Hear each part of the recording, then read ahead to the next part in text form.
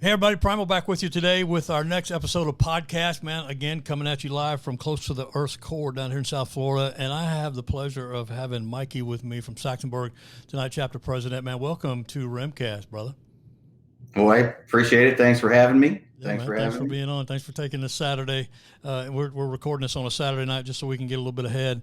But man, with most of the guys that I've known in the club, because I'm like one of the original guys, I know most of the guys, but most of the guys I knew before I heard about. With you, I heard about you before I met you, because you kind of came on board just as I was making my way back in, because I took a couple years off, just was so busy down here with being a pastor and everything. So I backed up a little bit and started coming back in. And I met you at Vision, but just didn't really know who you were. But I'd heard a lot about you. So tell me how you came. Connected with the club. What all that looked like. Who you prospected under, and all that kind of stuff. Well, hopefully you heard good things. We'll start with it that. Was good. It if was you very heard bad, good. I wouldn't be shocked either. But how I came to the club, kind of an interesting story for me, just because our local church here, they started actually B-Rad and his wife, before we even got in with the club or anything, started a small group for people who like to ride Harleys, and we get together once a week, do a Bible study. Then when weather would turn nice, we go riding together. Okay. And Les actually showed up to one of those Bible studies in 2016, and him and I got to talking because I have a background in racing. Les used to race, same racetrack, and we just started talking, and then he said, "Oh, maybe you should check it out." Like, I'm kind of racing all the time. When you race, that's what you do. You live it. It's a drug. It really is. So what kind of racing are we talking about? Dirt track. Okay. Dirt track racing. I had a dirt late model at the time. Nice. Loved it. Just couldn't get enough of it. I'd still love to do it, but it's not where the Lord's got me going right now. So are we talking about cars or bikes? Cars. Okay. Because my old man did some of that. 900 horsepower. Throwing your car sideways in a turn. I call it drifting now. It was a guy right beside you, and you're trying to get your fender under his quarter panel just enough to let him know you're there, and go into the next course. So, man, my dad did that when I was a kid, and I don't know how this is in PA, but down south, them guys would stop on the back stretch and get out and fight. I mean, it was like old school stuff. Actually, Hurley got to join me this year for one of the races, and they don't really fight on the track. They'll beat each other with their cars before and after the race. But I've seen a few. I don't want to get myself in trouble, but I've seen enough of the fights in the pits where that still kind of happens. There's enough passion there, that guys take it. What's the saying that Earnhardt used to say? If you ain't rubbing, you ain't racing, kind of thing. Yeah, rubbing's racing. That's right. Rubbing's racing. I didn't mean to interrupt you, man. That's just kind of I dig the dirt track. I always have as a kid. So. No, it's a good time, but but going back to so I talked with Les at that first Bible study, and then he invited that whole group down to go to Murrysville for that bike blessing. And we all rode down and started walking around, and there was Les, and I think it might have been Oscar at the time beside him, and a couple other guys. They were right up front, and I mean, he just picked me out of the whole crowd and called me up. We started talking again, and it was like, wow, when somebody remembers you just from a one-time instance, it sticks with me. It's like one of those things that just kind of sticks with you. So a year goes by, same thing again. Race season starts. We do another Bible study. Les shows up again. We're talking, and he says, "Hey, you still doing this?" I'm like, "Yeah." He says, "You done with that racing yet?" I said, "No, not done with that racing yet." Lord said I was done with the racing because that year was a terrible year. We went through shocks. We went through rear ends. Everything broke on the car but the motor. Oh, wow. Including the car. And finally, it's like, Lord, obviously, you do not want me to do this. This is not. So, we had a big wreck one weekend, and the next weekend we went to Machine Gun Preachers for now we're calling it the gathering. I guess it was like a friends and family weekend up at Sam's place. Yeah. And I kind of got to see everything, how the club was working, and it just lured me right in. I had a huge breakdown weekend up at Machine Guns, just kind of giving my life back, and racing was my idol. And I realized that going back, and I took all my time, my money. It hurt family relationships because it literally, it's not a drug you take intravenously or internally, but it controls your life, controls your money, controls your habits. And then it finally, knocked me in the face that, wow, I was putting this in front of everything. So yeah, that was a big weekend for me. Wow. About a month after that, started prospecting, thrown right into the rodeo at Fowlerville and Chillicothe. And they race bar stools there too. So that all kind of worked out. Well, that's cool, man. So let me ask you this. So you rode with Les, right? All right. So yeah. So typically, you ride with Les the first time. It's like, well, holy crap, or yeah, holy crap. I mean, which one was it for you? Oh, it was both. It was both. you hear all the stories up front, and it's like, okay, we're gonna roll. And then you hear more stories like, oh, we're gonna roll. Like this is gonna be nonstop. So yeah, I mean, I'll throw it out there. First time ride with Les up to Michigan there, or no, we rode to Chillicothe. Yeah, I didn't know what to expect and what was going to happen. We had a little less behind us in the truck. I think somebody else was with him, but we were rolling. We were definitely rolling. That was a good time. Until I accidentally hit my kill switch going down the road. And my bike just went, whoa. And I was like, oh, man. And, of course, I'm trying to get off the road. And Les, he's under my hour. He's gone. And then once I realized what I finally did, got the bike restarted, and we stopped at the next gas station. Yeah, right. What's wrong? Your bike broke? That's awesome. Oh man, yeah. But no, it's fun because you're on it. You want to get somewhere, get there now. That's right. So, and I remember the first time I rode with him, I was so aggravated with him because it was my first time with him, right? And so when I started. When I came in with the club, I was living up outside of York, and there was nobody close by. So anything that we did, we would run down to what was it, down in Ocean City, Maryland, for the weekend, and do our thing down there. And man, that brother wouldn't stop for nothing. I'm starving to death, and I'm trying to get something to eat, when we do stop. And he's starting up back on the bike, already going again. He tosses me an egg sandwich and says, and from that point on, it's like every time we went somewhere, his wife would send some egg sandwiches, and he'd throw me one, man, every time. So it was kind of, you roll with this brother, you better be ready to roll. He is not. You better ready to roll. Yeah. He is not messing around, man. And that's how I learned, right? I mean, I'm running with those guys. I ended up prospecting with a dude down here when we were all with the other club, and but we were so far away, you know what I mean? And then I didn't get with the Remnant Sons Club until I had moved up into PA. So I'm 3 hours away from anybody, right? There's nobody, there's no chapters around. It's not like the Free State who's there now, like Claymore. It would have been just about an hour away from where I was, hour and 15 minutes, which would have been awesome. Well, none of that was just me and then Pittsburgh. That's all there was. and so I was with him every weekend. It was just such a cool thing. But rolling with him the first time is always a trip because you never know. You just never know. Yeah. That's cool, you learn fast. You learn fast. You do. You keep up or get out of the way. Really, that's all there is. There's no other. So, man, would you say the racing crew, the crew that you race with, the guys that you saw every weekend to race, would you say there's some similarities in how the club guys are between those guys? In certain aspects, okay. Definitely in certain divisions, it's a lot tighter, and guys will help each other out. In other divisions, guys, it's so competitive, it's cutthroat. Right. They'll actually tell you something wrong. So, but with like when I started racing, it was a real tight community. Like if actually one guy, he wrecked me, took out the whole front end of my car, and he actually come over carrying parts out of his trailer so I could put on my car and get out for the next race. Nice. So that was pretty cool. Yeah. So I guess it goes both ways when it comes to the racing community, but you can still see that as far as, hey, we're in this together. Right. We're going to do this. And so, yeah. So how long did you do that, man? How long were you racing? Oh, I think my first year racing was either 98 or 99. Wow. And then I took a little bit of a break, because I ran out of money. So I had to take a break for that. And then once we got back in it, I raced again until my father passed, and I took a couple years off and just crew chief for another guy.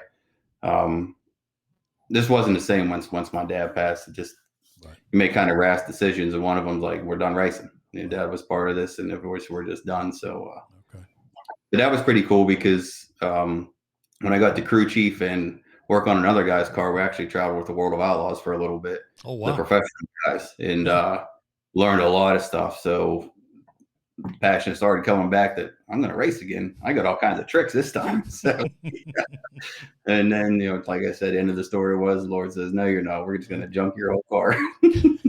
So did you sell all that stuff, man? You still got something sitting out in the yard? I have my race suit. I have my helmet. You never know when there might be an opportunity where somebody says, hey, I got this car. All you got to do is come drive, man. That's all you got to do. Yeah. So that stuff I kept. I still have all that. As far as the car parts and that, yeah, that's all pretty much gone. Trailer's gone. I could sell what wasn't broke. Let's put it that way. That's cool, man. I like that. I like that. So married? Yes, happily. 13 years. That was way too much of a pause there, bro. Well, it's 2021. I almost said 12. I'm still getting used to this all 2021.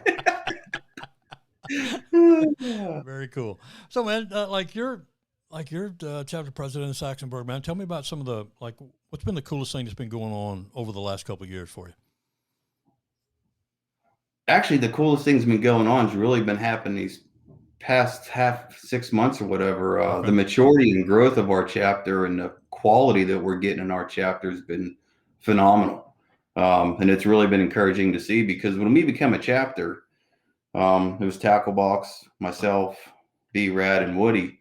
We were all, even Tacklebox at that point, he was around a little bit, but he wasn't around a whole lot. So we were pretty wet behind the ears as far as what we had to do, how we had to get organized, right, what was our goals going to be, or just what was our vision going to be for our chapter. And there was a lot of trial by fire, just, hey, let's try this, see if it works, if we get the traction. But now I really feel that, we're focused.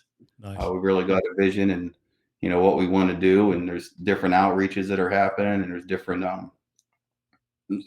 just serving that's been going on. It's just been phenomenal. So didn't I see some pictures of you guys around? Where we were to where we're at now is okay. pretty impressive. I like it. Good.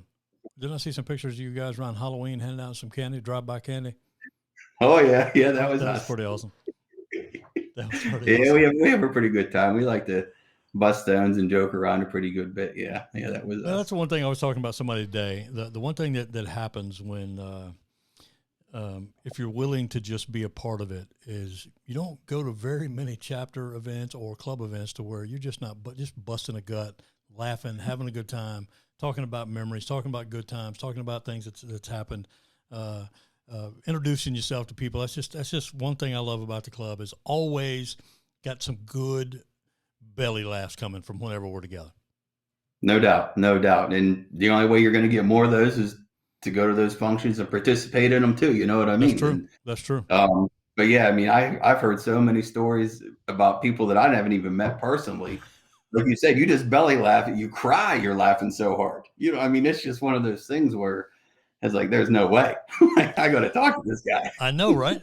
So I remember when I first started talking to these guys, everybody's with another club, and they were talking about these rodeos, and I was hearing these crazy stories about these guys going to.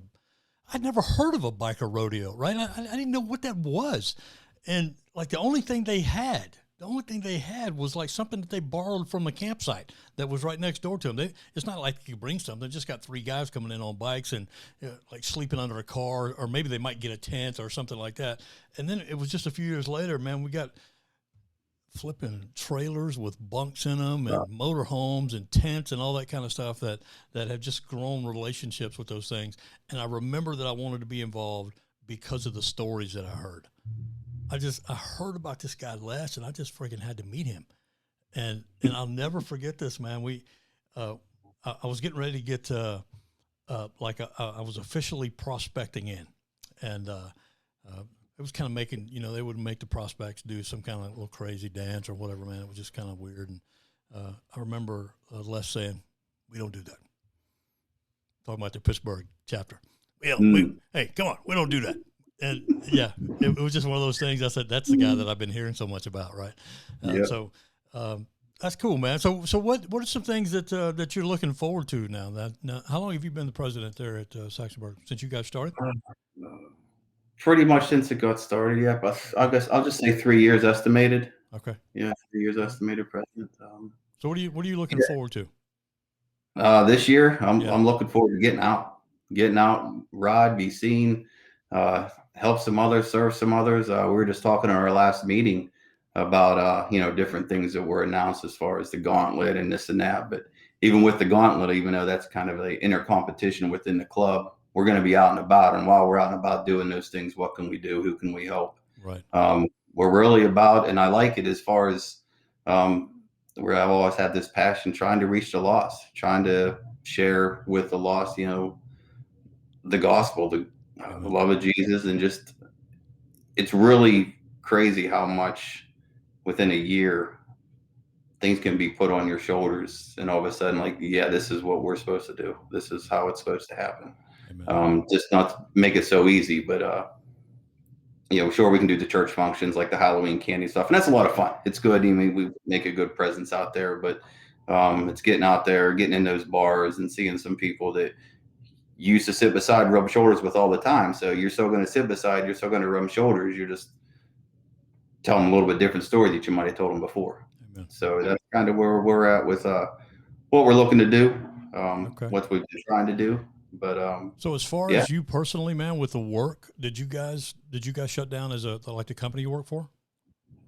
Our company shut down for one day just because we didn't have our official letter to stay open. Because we were deemed essential, but we didn't have it in writing. So our president decided to shut down for one day. But really, my life did not change at all through the as far as in employment wise through this whole thing over this past year. But now, how far are you outside of Pittsburgh? We're about 40 miles north. Okay. All right. So with that, because I know that the state pretty much was just, a lot of people were shut way down, right? I mean, oh yeah. All right. Yeah, like my wife, she sells real estate, and then she was shut down. I mean, I think housing's pretty essential, but nonetheless, they decided to shut them down. I know. Right? Restaurants obviously were shut down, but there was a lot of things shut down around here, a lot.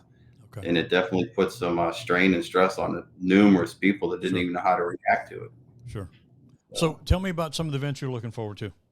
And I've heard the word gauntlet up at this point, but I hadn't got a lot of details on that. So I'm going to get that from somebody else. I don't want you to explain that to me, but yeah, because I got secondhand information on that as well. So that'd be best if you followed up with somebody else on that. I don't speak out of turn, but let's see this year's events. Looking forward to Outer Banks right off the bat because it's new. I want to see what that's about. I've heard stories even about the Outer Banks, so I'm kind of curious to. Looking forward to that. We got there's 3 of us from Florida coming up there. Awesome. That'll be great. I miss George. I missed a lot of events last year, just because I was trying to save my vacation days. Kind of partnered up with CRI a little bit. So Georgia, I'm really looking forward to going to Georgia this year. Zanesville, I love the biker fest they have, the tent revival that they have. That's freaking awesome. I'm going back to there. They invited me back again. I'm heading up there again, man. The only bad thing about going to Zanesville is that Conneaut is 2 weeks later. You know what I mean? So I was talking to Rooster earlier, man, and I really want to be there, but like we got these April, May, and June things right there that's going to kind of throw a wrench into some stuff I got going on. But man, I'm hoping things kind of fall a certain way. But yeah. Yeah, Conneaut should be pretty good this year, though. I know Rooster and a lot of guys have put a lot of time into that. It should be a great fundraiser for the CRI. Yeah. And then this sounds like it's just a stepping stone for huge things that comes in the future. So even that's going to be pretty special. So for me, like every event's a big deal because I missed so much last year. Sure. Even the extra events we had, I wasn't able really to attend. Right. So I'm just happy to get out and see some people this year. So I'll look back on some pictures. You've been to the rodeos. Mm-hmm. Yeah. What's the best rodeo memory you got so far? Good or bad? I got all kinds of memories. They got a good memory on the bar stools. I got bad memory with the sled. No, one memory with the bar stool. I think it was Chillicothe. We were working the track or whatever. A note comes up to me, and he gives me entry fee to get into this race, and he says, "Hey, I want you to go win this thing." I'm still prospecting, and I'm like, so very respectful, nervous about different things. I'm still trying to learn who's who in the club at this time. It's only my second rodeo. And I mean, he was serious. He goes, I mean, I expect you to go out there and win this thing. So I enter, I get the t-shirt, get through the heat race, win that, get through the next race, win that one, get to the third one, I get a bad start, and there's another prospect from another club in the heat as well. So I finally, long story short, I finally get up to him, catch him, pass him, win. Great. I'm like, whew. I mean, it wasn't the fact that I won I was relieved. It was the fact that I had a patch holder tell me I had to go win this thing. So I win. I go back. I hand him his T-shirt and everything else that comes with, and he looked right at me and he says, "You really won that?" I'm like, "You told me to do it. Yeah, I won it." He says, "I just wanted a free T-shirt, man. I just wanted a T-shirt." I was like, "Oh, you give me a heart attack. The guy tells me to do something. I'm like, I'm going to do that." My man, nope. That's one memory. The other memory, Chilla, this would have been Michigan, is running a sled. I was running it back, and it didn't stop. Oh. The connectors actually melted themselves, and it just kept going and going and going. And I just let it go, put my hands up, and it just started going towards these bikes. And I'm like, oh no. Holy crap. The bikes. Well, then the Lord just steered a little bit down into a mud hole, finally got stuck. But it wasn't stopping. I let go of the buttons for it to stop, and it just kept going.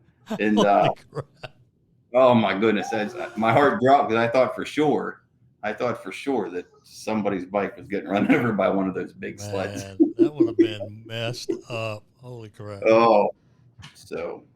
Well, that's cool, man. So you've been around long enough to know now about how things have changed in the last few years, and different leadership has emerged. Man, you got a good name in the club, bro. I would say that.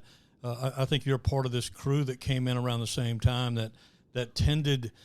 Has emerged lately as like some serious good leadership stuff and good reputation to where it helps you realize that the club has a future. You know what I'm saying?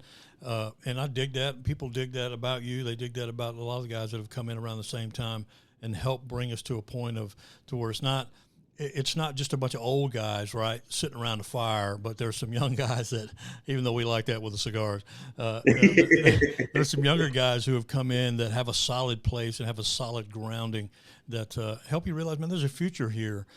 Because for a while, it was like the Lord was being very, very selective. You know what I mean? Very selective with certain things. There's some guys that come in, stay for a little while, and then bail out. And then all of a sudden, man, there was like this. It was like a what do they call it? Like when you get a bunch of guys that get drafted the same year, like in the NFL. It was like the draft class, right? And that tend to happen like anywhere from 4 to 6 years ago. This whole draft class that came in. That it's just cool to see, man. And you're a part of that. It's kind of cool to see that. What would you say? What would you say has been the most difficult thing that you've experienced since you've been the president there? That I don't want to be the president. That's the most difficult thing. I mean, it's always one of those. No, with being a president, I guess you have that responsibility. I mean, yeah, we all carry the patch, we all carry what it stands for, but then on top of that, you're also responsible for everything else that gets associated with that, even if it's a friend of one of the guys that are in the club. But with the presidency, I don't know. It's just for me, it's just a tag. I mean, it's cool. I appreciate the kind words you say there, but if that's what the Lord has me doing, then that's what I'm here to do. Amen. I guess I really don't know what to all say about that because I don't view it as that way. And I think most people are like that, man. Most guys that are in leadership don't typically feel like they want to be there. They just enjoy the process and enjoy the camaraderie. But the truth is, I mean, I don't care what kind of organization you're in. You know this with racing or with where you work. Man, we live and die on leadership, right? I mean, not only, the great thing about having a boss like Les is that he has clear understanding about how to lead men, and people see that and they respond well to it. And so he brings people around him that both support who he is as a leader and are able to carry out vision that he lays down. I mean, it's a big deal. having somebody come in that's a good leader but don't support the vision of the boss, I mean, that's going to suck, and that's not going to last very long, right?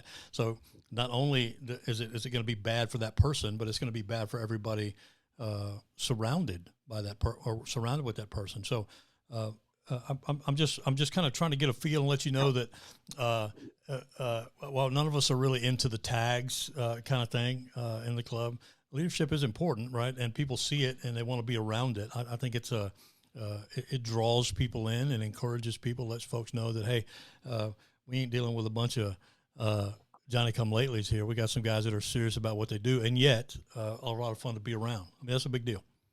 Oh, no doubt. I mean, like you said, I mean, with Les, he's a leader. There's no doubt about it, a born leader. And all of us presidents supporting, we all going to be pulling in the same direction. We all have to have the same vision. Without that, what's going to look like a debacle. It's going to be a mess. Or he's going to fix it. He's going to clean the house up. But what I like about Les is, I mean, he's a here's what type of guy. I mean, here's how it is. This is how it's going to work. And I hope you're on board, because if you're not, then you're not. That's right. It's just That's right. And the truth is like the way he rides. Okay, you can ride with us. You're more welcome to ride. But if you don't want to ride, you can move out of the way and let us go. We're going to go ahead and go. No hard feelings. I mean, it's not for everybody. I mean, everybody. If it was, then we'd have 10,000 people. But it's not. There's a select few that. That's why it's called the remnant. Right. I mean, we're not looking to blow the world up with numbers, but we are looking for quality people to disciple, to train, that folks would learn how to be leaders and kind of split off and start a work within the work. So that's kind of a cool deal. That's kind of a cool deal. Yeah. So, I agree. Quality of quantity every time. What's been the most difficult thing for you, man, being a chapter pre? I do put in a lot of hours at work. My daily job, and just to make sure that I set aside time to stay focused with the club is a struggle for me. I mean, I work a lot, and I don't want to. It's just I just do, and I wish I could devote more time to the chapter and things of that nature than what I currently do. That's probably my biggest struggle. Okay, is just the time factor. Okay. So what would you say? What would you say is the thing that you're most excited about now, just you and your family, that the Lord is doing in your own life? I feel that we've been given some clear vision in this family as far as what we're supposed to be doing, and how we're supposed to be serving, how we're supposed to be listening. For a while there, if I look back and I was trying to make things happen. I was like, oh, the Lord's saying we should do this. Let's go do that. And here's how we're going to do it. And it wasn't until I heard one of our pastors speak about just abide, just stay in the word, pray. Opportunities will be presented to you. You don't got to go out and find them. They're going to come to you, and then make the best of those opportunities. And so we started that for a little bit, and I tell you what, all of a sudden, things started falling into place. Things we were planning for that just didn't happen right away. Things we didn't even think about were happening. So it's been pretty cool lately as far as, there's an opportunity. Lord put that in front of me. Whether it's at work or somewhere else, it's been pretty cool. Okay, that's cool, man. I'm always excited to hear about what's going on in people's lives outside the club. Even though, I mean, obviously, this is what this is about. It's about the club, about how we are looking forward to doing things impacting communities and places where we live. But behind that is family stuff that needs to be clearly defined as well. And I think sometimes we forget that, or try to hide from that, or in many cases try to do the best we can and not really step into it. So I'm really pushing that for me as I talk to people this year. I think just like there's a clearly defined vision for the club, there needs to be clearly defined expectation for the family. I mean, sure. me and my wife next month or May will be 40 years for us being married. That's a long freaking time, bro. I mean, it's a long time. Congratulations. Yeah, Congratulations. Thanks, man. And man, I still love her just as much as I ever have. But the problem is that because we have been married for so long, it's easy to just kind of ease into and let your expectations lapse a little bit, right?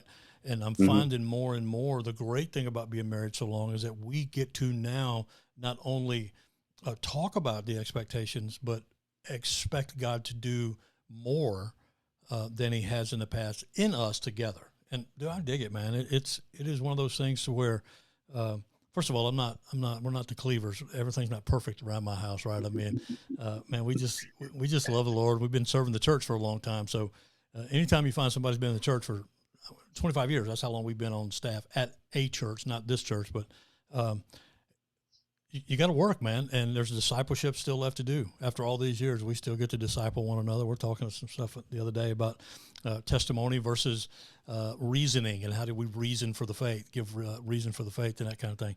And that's just discipleship that you love. And so clearly defined, listening to people say that they have clearly defined expectations about what God's doing in their personal life with their families. Man, I'm a big fan of that. Such a big fan of that. So that's good stuff, man. That's really good stuff. That's encouraging. So tell me about your profession of faith, man. How long have you been a follower of Christ? Oh, I mean, I guess as far as serious, where I said this is what we're doing, literally when I was up in machine guns with you guys. Now, I grew up in a church. When my sister was born, all of a sudden we started going to church right around there. So my parents would take me weekly. I was in youth group. I went to church camp. Even went to church college for a little bit. So I've been around the faith and always said I was saved and gave my life. And right. But as far as actually, I kind of say it now, and I talked to Hurley about it. I mean, I wanted Jesus to save me, but Jesus wasn't my Lord. You know what I mean? It's save me. I wasn't really giving myself to him. So was I really saved back then? Don't know. Don't need to worry about it now. It's irrelevant. Right. That's right. No one, we don't live on that street anymore. But so yeah, I grew up in the church and then really fell away from everything once I got out on my own. Didn't go to church. Just didn't have time for it. It was an inconvenience for me because grew up doing it. It's like, well, I want to see what everything else is about out there in the world. That's right. Okay. Bad idea, obviously, in hindsight. But because of those experiences, I can apply them now with this ministry and relate to those who are lost and who some people won't talk to because of who they are. So one huge plan, yeah, maybe, but not everything I'm proud about, obviously. But yeah, so yeah, I grew up in the church and went through the motions. Let's put it that way. Yeah. Until I kind of hooked up with this club and saw it was the real deal. And then that night I won't forget it. I mean, it was snot bubbles and everything else coming out of me. Like I give it all to the Lord. I love it when he breaks us like that, man. And the reason I do love it because it's like we've been holding on for so long, and we get to the end of that rope, and it's like all we got left to hold on to is our little fingers on that rope, and we finally let go, not knowing what's going to happen. But man, the Lord is right there and just rocks us and kind of brings us gently into Himself. Man, I dig that. No, it was an awesome night. It was just so memorable. Like so, I'll never forget it. But that's the night that I know that my name was written in the book. Amen. No doubt. That's good news, man. That's good news. Yeah. So, man, you guys got a pretty good thing going on there with your chapter. I mean, I think Woody probably, he's here or headed this way, right? Him and Papa G are coming this way, right? Him and G. Okay. Him and G are coming down in a couple of days. They're going to start rolling. I think, in about a couple of days, they're going to start heading that way. Yep. Yeah, man, we're going to meet up with them Saturday. I'm going up to Wes's house. Yeah. We're going to spend a day with them, and I'm looking forward to seeing him. I love that brother. I'll tell you what, he's one of those guys where you tell him he can't do it, he's going to show you he can. He's like, oh yeah, I'll see you tomorrow. He's on his bike and he's on the road. That's right. He's like, but yeah, I tell you, for somebody who's not just kept the connections between all the chapters and everything, but for him being that support for so many people, I mean, man. I don't even know if he realizes his role and the impact he's had on so many brothers in this club because of what he's done and who he is and how he's served them just by being there and being an ear. Amen. And then also the next day he's on your front door because he just rode how long to get there. And he's fun to be around. He's one of those guys that everybody wants to be around him, and yet he brings a weight to that. You know what I mean? Yeah.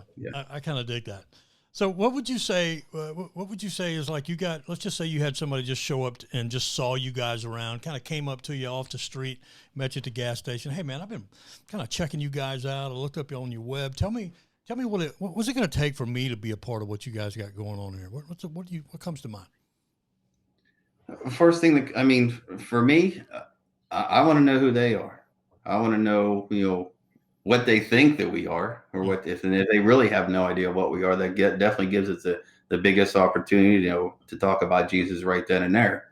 Give them the motto: if it ain't about Jesus, it ain't about nothing. That's right. So, and then it just kind of opens the door. It's going to be either turn on or turn off right there. You can kind of just by their facial expressions or how they react to what you say. Okay. It's going to kind of lead the conversation the rest of the way. Okay. But we have the Bible studies. I mean, we're really pushing that, trying to get more people to come to the Bible studies. Even B-Rad, him and his wife started at Open Door Church. They used to be at Runts, which is really well. Now we actually have a little chapel we go to. We can bring him into that to get him to meet some people and see what some different things are about. Okay. So there's some different avenues of how that gets presented. Now, if they come up to B-Rad or come up to our prospect Mo or something like that, I mean, those guys are social butterflies. They'll talk to anybody about anything. They might not be as direct, but right. I'm kind of I observe. I observe. Okay. So what would you explicitly warn them about? It's not convenience. If your heart's not in it, don't do it. Okay. If you think you're just going to come in here and do things as you want to, or do things as it works for you, or, I mean, I understand we all have jobs and we all have commitments to our families and stuff like that. But beyond that, I mean, this, if you just want to join the club for convenience because you think it's cool, you need to talk to somebody else. I mean, this isn't convenience. This is the Lord's work, and we take it seriously. Amen. That's good stuff right there. That's good stuff right there, because I think sometimes the conversations that I've had lately with people have to do with inconvenience when it comes to this. You're right. That's a very good point. Because there are times when obviously you got to make some decisions that you got to balance family and work and all that kind of stuff. And obviously we have a president who believes in family and who understands the importance of working and those kind of things. But it is a ministry sometimes of being very inconvenienced about things. And now the cool thing is that what we've been doing for so long, we don't even know that we're going to be doing that anymore, right? And so the cool thing is that we're striking out in new territory, and we get to set a different kind of tone, even though that's not going to change who we are and what we do. We're still servants, still looking to minister to people, still looking to love people and share the gospel and perform that duty. It's a new world out there, man. And the cool thing is that we get to see it unfold. Like it's with everybody that's there, there's an excitement, even though things may be different. Absolutely. And even like you said, the things we have been doing that we may not do again, that might have set the template for, okay, we're going to set the new bar as far as what's going to happen and bring that crowd in and have those opportunities to talk. I mean, I was talking with Bruce the other night, the gathering we're having at Connie on how many people are going to be coming in there, and everybody's invited. That's presenting opportunities for people to witness and to talk about the Lord. So yeah, we may set a whole new standard as far as what the new rodeos are going to be like after all. I know, right? So I was talking to Rooster the other day about that, how that event itself is still kind of fairly young. And yet it's grown by leaps and bounds every time. And Rooster stepped in and using some of his gifts and turning that thing into a for real deal. Man, everybody's excited about that. That's good. That's good stuff right there. That's good. Yeah, stuff. I think it's going to grow fast. It's going to grow pretty huge. But yeah, it's exciting. It's going to be cool. Very good. So, man, let's finish up with this. What would be some things that you would like to, like just guys that haven't been here for a while, been on you've been in leadership for a while now. You look around and you just kind of think about things for a second. What would you say? What would you like to say to the club? Like something that comes out of your heart, something that you just think about when you think about the club, the direction, the way that's happened in the past, the way we've kind of all rolled together on some things. What would you say, man? let me encourage you with this. I know that's a hard Go. thing. That's a hard thing to kind of bring out, but Well, go to the events. Learn who your brothers are from other chapters. I mean, there's a lot of things that happened last year out of necessity. We did a lot of patching, and a lot of people come into club that nobody really even knows who they are. Going to these events and talking with other brothers and staying up late at night under the tents and sharing stories, working different events know who your brothers are, because that's when your brotherhood's going to be built. That's when these things are going to, because if you don't do that, and if you go to the events and you don't participate, nobody knows who you are. That's a good point. It's not about knowing who you are from a, hey, look at me type of point of view. It's just, hey, what can we do? We're here to work together. We're all on the same mission. But yeah, go to the events, all the big ones that are happening this year, where the chapters are getting together, and learn who everybody is. Hang out, stay up late at night, whatever it takes. But yeah, learn, because that's only going to make the club stronger. Amen. And then reach out to somebody. I could reach out to somebody in North Carolina. I mean, Guns was up here with his wife last week. Unfortunately, her grandmother passed away, so we rode over a little bit. And but yeah, so I got to spend some time with Guns there, and I spent some time with MIKEY last year. But yeah, just again, they're up from North Carolina. Just build those relationships, because you never know when you might pass, and you don't want it to be awkward. That's like, that's I was true. on the same path, but I don't know who you are, really. That's a good point, man. And I think I'll just confess to this. I was talking to Rooster the other day, and I'd met Rooster several times, but I didn't really know him.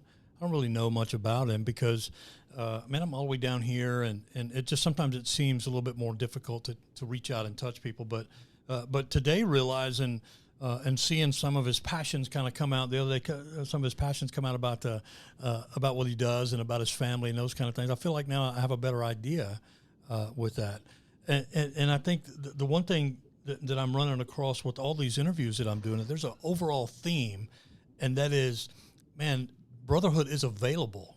The things that you really want in life to be, to grow in your marriage, to understand that, man, there are people out there that will go to bat for you, that will clean up with you, that will stand by you, but they want that from you as well. And I think in order to be a brother, or in order to have a brother, you got to be a brother, right? Be one, make one. I think you got to go out there and get it. That's right. That's right. And I think that the thing, and we all want that. We really do. Deep down in our hearts, we want to know that I got somebody that I can call when it gets the deepest and the darkest time. Man, I need you to walk with me through this. And there are guys out there, and there are guys. I've been knowing some of these guys for 10 years, man. And I got some guys that I can call, and they wouldn't ask for any excuse or reason. All I would have to say is that I need you, man. Right? That's all it would take. And that kind of thing is developed. We were talking about earlier about the stories and the riding in the rain and all the difficulty that you find yourself doing, and the craziness that you hear. And I keep saying this when all these interviews. Les is very fond of saying, you don't make stories sitting in a restaurant or sitting on your couch watching TV. There's no stories there, right? Stories is in the rain. Stories is dealing with the craziness, sleeping in the cold, and making rides and having a flat and having to do all that stuff. We've actually got caught in hail a couple times riding back. that was interesting. But yeah, we still talk about that one too. Bro, let me share this with you. So we were up at I think it was Fowlerville, and I was living outside of York, and me and Elmer left Fowlerville early. Now, I followed them over there. I didn't know where the crap I was going, but Wilmer was following me. Like I was running point. I didn't have any idea where I was going. It was raining. I didn't stop to put no rain gear on. I just kept going. And we stopped for gas, and Elmer's like, "Do you have any idea where you're going?" I'm like, "Man, I was kind of hoping you'd kind of step up here, but I really don't." And then he goes, "Do you got a problem with your rain gear or something? Did you get hurt in something that you don't want to put it on, or what's?" I'm like, "I'm sorry, man. I'm sorry. I'm all freaked out." Because Elmer was one of the guys that I heard all these stories about. You know what I mean? Oh, yeah, and he's letting me lead point, and I'm like, I'm sorry. I'm sorry. You're sorry? You got a problem with your rain gear? Does it hurt when you put it on? You're right. Oh, man. So, man, listen, thank you so much for spending time with me, man. I really, really appreciate it. I've been looking forward to this. I feel like I kind of see a little bit, again, I heard about you before I met you, or I met you before I heard about you, kind of thing. But now, man, I'm glad we spent some time together. I appreciate you taking the time. Thanks for having me. I do appreciate it. It was good. It was good. So thanks everybody for joining us for this edition of Webcast, Remcast, whatever we're calling it these days. Jeez. So thanks for being with us tonight, man. I really appreciate it. We're going to be coming back at you next week with a brand new interview, but we'll check you guys soon. Thanks, Mikey. All right, see ya. All right, man.